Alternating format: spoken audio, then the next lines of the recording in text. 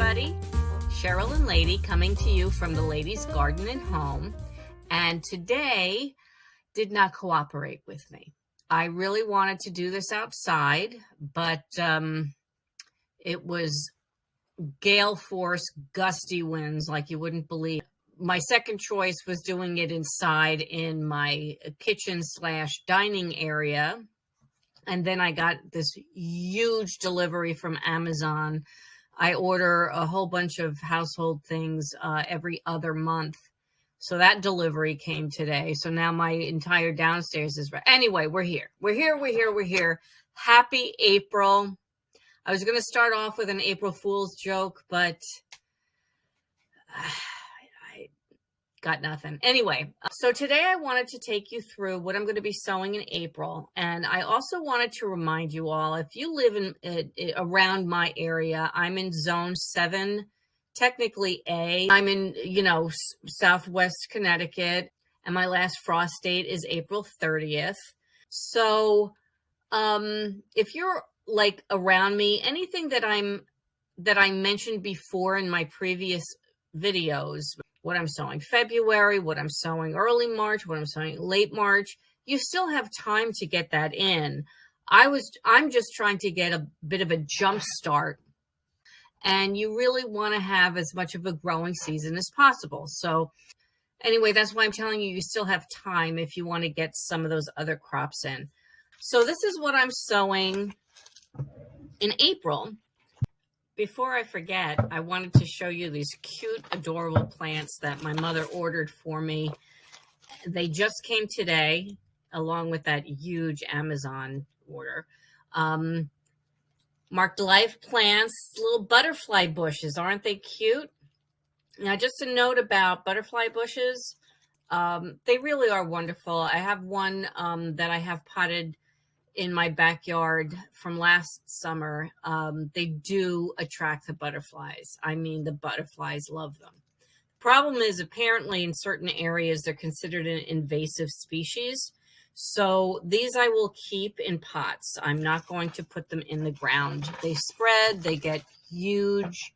So, but I'm very excited. These are a crimson variety. It's very pretty. Getting back to what I am sowing directly into the ground this month, I'm going to start with one that I don't actually have to sow, which is alyssum. I'm not sowing it outside because I have plenty of volunteers growing from last year. They've already started sprouting. So, but if I was going to direct sow it, I would be doing it in April. Carrots. This was on my list from the end of March, and the reason that I didn't do it is because we had a couple of nights of low 20s at night, and that is pretty low. So any kind of, even if the plants that are established can make it through a cold freeze like that, it doesn't mean that the seedlings could. So I didn't want to start them until that snap was over. So I'm going to be sowing a bunch of carrots, dill, parsley, and cilantro. I did sow a bunch of those in February, but I want them in the garden around my plants because these are wonderful companion plants. Not only when they go to flower do they attract bugs and stuff, but there's the actual scent of these plants will keep some harmful bugs away from your plants. So they're very important to have growing in your garden. Peas, same thing. They were my last video. I was going to sow them. I did sow them inside, but I'm going to be sowing many more of them outside. Radishes, same thing in my last video. Okay, so now we're going to start with what I'm going to sow inside. Basil. Yay. I have my one little basil plant. Well, it's actually pretty big now, but I have this one basil plant that I brought inside and overwintered. So I was able to get fresh basil throughout the winter, and that's wonderful. But again, really important companion plant. also wonderful to have a lot of. And I will be drying this and using it throughout the year, and I'll probably dig up another plant and bring it inside. Cilantro is another one that I'm going to start outside. Cilantro is a really good herb to succession sow because it does go to seed pretty fast. So, which is wonderful if you want coriander, because cilantro seeds are coriander, the spice. But if you want fresh cilantro, you have to have, planted every couple of weeks. Oh, and now we're getting into real summer stuff. Cucumbers. And this year I have a bunch of different varieties.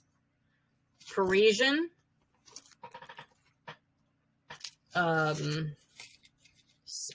Space Master, so I guess that's a smaller variety. Boston Pickling, Muncher, and Ashley. So this isn't, that's Ashley. So this isn't, oh, there we go. So this is a nice variety of fresh eating cucumbers and pickling cucumbers. Last year, I was very, very disappointed with my cucumber harvest. I don't know what happened, but I got a ton of male flowers and almost no female flowers. So I had a very poor harvest last year. So we're going to switch it up and do a bunch of different varieties. Okay, I'm going to start my winter squashes, and that is what I really like is the spaghetti squash. Okay, over here.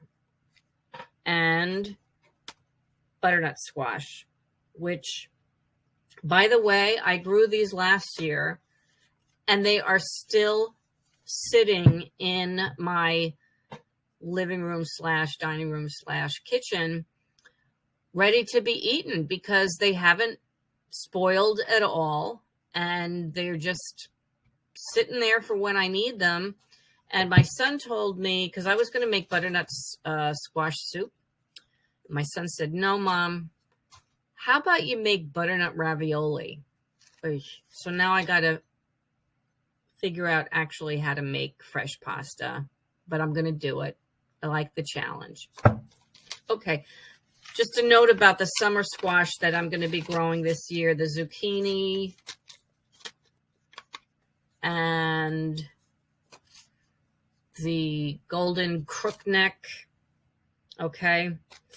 I am going to be growing them. I'm not going to be growing them in the early part of the summer because last year, squash vine borers, the disgusting bug, claimed all of these plants that I had planted. And I heard a suggestion in one of my groups on Facebook to wait until the squash vine borers are no longer in season. So I'm going to be starting them in July. They're very fast growing anyway, inside. And then I will plant them out in August. And there you go.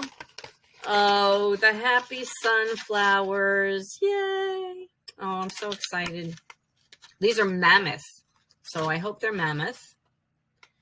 And then the last thing that I'm starting this month, or so I say, because, you never know with me, is these sugar baby watermelons.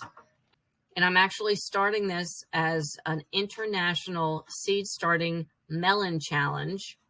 And I will link to you below the information about that seed challenge. So this is my second one. I've got the single seed challenge, which I chose Mancini the Peperoncini, as you know. And now it's the International Melon Contest. And I'm going to be doing, for the very first time, I've never grown melon before, the sugar baby watermelon. So I'm excited. Hi, just breaking in because I did forget to mention the other thing that I'm going to be planting in April is potatoes. And these are organic red and russet potatoes that I purchased from the supermarket. And they started growing sprouts, or chitting as they call it, in the bag. So I set them out and let those chits turn green in the sun. And so I'm going to be planting these as well. I priced it out. These potatoes were about $5.99 for a 5-pound bag. And when I looked at the seed companies, their seed potato prices have just absolutely skyrocketed. So to me, this is just worth it. I'm not trying to grow any fancy kind of potatoes, just ones that we will eat and cook with. So as we enter into April, I will say to you that I got none of my gardening chores done that I wanted to because my life, busyness, the weather, whatever. So April is going to be a very busy month, but as we garden and get things in the ground and get things growing, it's going to be a nice month. From the Ladies Garden and Home, wishing you a wonderful gardening journey, and thank you for joining me today. And if you'd like to see any of my former videos on what I was sowing just a couple of weeks ago, I'll link them below and put those square clickable things up.